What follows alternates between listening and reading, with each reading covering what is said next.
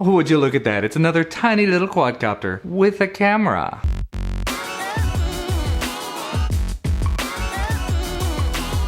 Now somehow or another along the way, some wires got crossed, so I ended up with not one of these, but two. One of them from geekbuying.com and one from GearBest. Today I'm going to talk about the one I got from GeekBuying, and I actually have an idea for another video I'm going to do down the road about the one from GearBest. So let's get started with the one from GeekBuying. As you can see on the back of these, there are three colors that are supposed to be available: black, gold, and pink. The one I got from GeekBuying is the pink model. The one I got from GearBest is supposed to be the black model. It's what it says on the back, but it's silver. Interesting little discrepancy there. Not complaining though. Now what you might be noticing about these little packages, they don't have controllers in them. That's because, if you can read it on top there, it says Wi-Fi. So this has a little VGA camera in it. It's Wi-Fi controlled. You're going to use your phone to control it. And interestingly enough, there's a little antenna sticking out of the bottom here. I don't remember seeing this on the FQ777954. Man, that thing needs a different name. But I don't remember seeing an antenna on that one. You can definitely see it on this, so maybe it'll have better Wi-Fi control and range. Otherwise, in the package, it is pretty standard fare. You're going to have your USB charging cable and 4 props, as well as the user manual. And the user manual does have links to where you can download the apps from all of the appropriate places, and tells you how to go ahead and set everything up and connect to Wi-Fi. So without any further ado, let me get the app installed on my phone. We'll get this connected up and see what happens. So once I scan the barcode, it says CX-10 Wi-Fi in the Google Play Store. And I think I actually forgot to mention, it has a 3.7 volt 150 milliamp hour battery. That's a pretty typical size for these smaller nano quadcopters. Go ahead and open the app up though, and there's your play option. And play is probably going to say you're not connected to Wi-Fi. Yeah. So what we're going to do is go ahead and turn this on. There's a switch on the side. You can see we do have blue LEDs in the front, red LEDs in the rear, and actually one blue LED on top. And as compared to the FQ777954 we looked at before, this does not have even the shell of the SD card slot in it. So at least you don't have that confusion. And when I go into my Wi-Fi settings, right there it is, CX-10W, and we're connected. Now, in theory, I should be able to hit play. Oh, and there's my shirt. Hello, me. Hello, me. Hello. I'm all over the place. Doesn't look terrible. I mean, we're in very good lighting here, so it's going to be very bright and very clear. If it's anything like the camera on the FQ777, it's not going to be amazing. It's 640 by 480 or possibly even 720 by 480. And it looks like there was a little bit of a dropout there while I was sitting here playing with it. But as far as controls, like I said, it does not come with a controller, so you're actually going to have to do this. You're going to have to use your phone to do it. And there you go, just using the phone.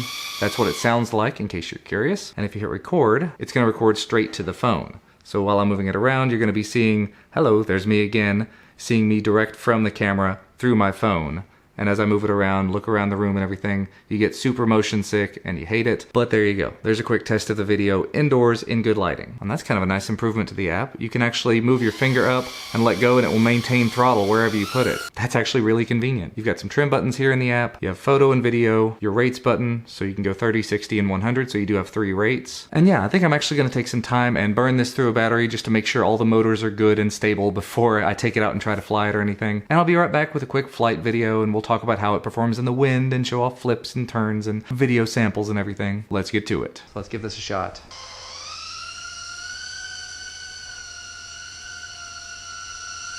And there we go. Controlling it entirely using a phone. We are at 30%, so I'm going to go ahead and kick it up to 60. Yep, that did work. I'll put it back to 30. Let's see how this spins. That's very slow and kind of difficult to control. It's definitely drifting. Let me try trimming it a little bit. Well, it's working. It's just very, very difficult to control. There we go. Now it's veering to the left instead, which is better than veering to the right. Well, we're at 100% and our yaw rate is just nothing. I don't know if it's the app, I don't know if it's the quad itself. I mean, controlling it entirely using the LG G4, this is very, very difficult. I mean, we do have a decent amount of pitch now, but it's just increasingly difficult to get it to go the right direction, because, I mean, you can see it's veering back. I'm not touching it, and it's throwing itself back that way. Oh, and there's also a gyro mode. Well, that's interesting. So you can use the phone to control the pitch, but again, I don't think I'd want to really use that. It doesn't appear to be veering quite as much now. I hit the little scales button, which I'm guessing is to reset everything and recenter everything. So that worked out pretty well. Let's see if we can get it to do a flip. I don't see a flip button though. Yeah, I don't see any flip buttons in the app. Oops. And yeah, controlling this is next to impossible on a touch screen. Sorry to say. And the few tests that I've done with this, the battery life lasts about 3 minutes, A little under 3 minutes. Let's do a little recording while we're at it, just to make sure we are testing the camera.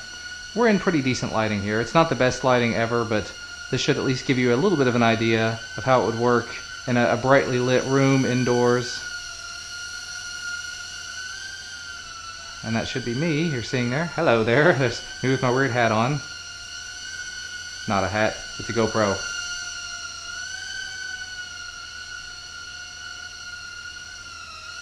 Yeah, I'm just gonna go ahead and say it. Flying any sort of device with a phone is not immensely fun for me. And there we're already flashing. It's been just a couple of minutes. So you know what? I think that's gonna make a good first flight, a good first try for me, and probably gonna wrap this video up. I think I'm gonna do a second video about the second one of these that I received using a proper controller. This is the controller, the CX-10A controller. I'm going to give it a shot with the CX-10W because I have a feeling it is going to work. And I may also try out using something like the original Shield Portable because it does have those thumbsticks you can use with it. But one way or the other, I will put a link down in the description to where you can find this over on Geek Buying. Thanks so much to Geek Buying for sending this out for me to take a look at. I unfortunately cannot give it a recommendation as it comes because it is super hard to control it using a phone. If you have flown something with a phone before and you enjoy flying it that way, more power to you. In my opinion, I'm not a big fan. It's just very, very hard to use these sticks and very hard to control it. And the app itself is just kind of limited. So as always, thank you guys so much for watching. Remember to leave a thumbs up below this video if you liked it and subscribe to receive more when they become available. We'll see you again next time.